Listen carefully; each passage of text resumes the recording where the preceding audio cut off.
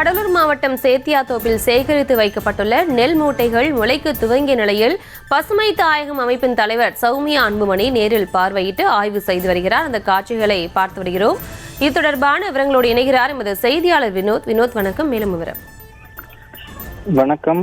கடலூர் மாவட்டம் சேத்தியாத்தோப்பு அருகே இருக்கக்கூடிய எம்ஆர்கே கூட்டுறவு சர்க்கரை ஆலையில் தமிழ்நாடு நுகர்பொருள் வாணிப கழகத்தின் அரசு நேரடி நெல் கொள்முதல் நிலையங்கள் மூலம் விவசாயிகளிடம் இருந்து சேகரிக்கப்பட்ட சுமார் 7500 மெட்ரிக் டன் நெல் மூட்டைகள் திறந்த வெளியில் சேகரித்து வைக்கப்பட்டுள்ளது.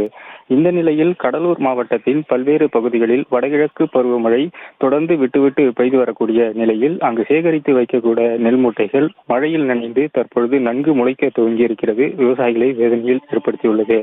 இந்த நிலையில் பசுமை தாயகம் அமைப்பினுடைய தலைவர் சௌமியா அன்புமணி அங்கு நேரடியாக சென்று அந்த நெல் மூட்டைகள் வைக்கப்பட்டிருக்கும் இடத்தில் ஆய்வு மேற்கொண்டு வருகிறார்.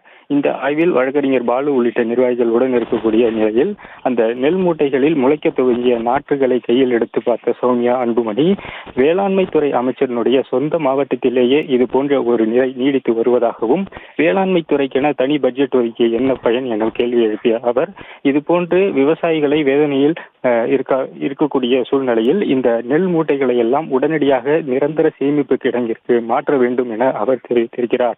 மேலும் இந்த எம்ஆர்கே கூட்டுறவு சர்க்கரை ஆலையில் வைக்க இருக்கக்கூடிய மூட்டைகளை தமிழ்நாடு நுகர்பொருள் வாணிப கழகத்தினுடைய அதிகாரிகள் கண்டும் காணாதும் இருப்பதாகவும், உடனடியாக இது நிரந்தர சேமிப்பு கிடங்கிற்கு மாற்ற வேண்டும் என சௌமியா அன்புமணி கோரிக்கை விடுத்துள்ளார். இந்த ஆய்வின் பொழுது பல்வேறு பாமக நிர்வாகிகள் உள்ளிட்டோர் உடன் இருந்தனர்.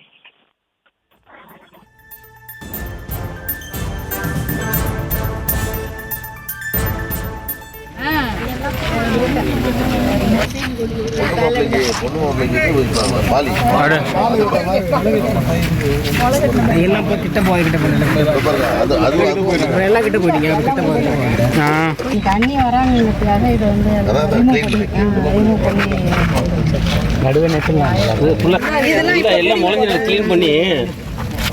எல்லாமே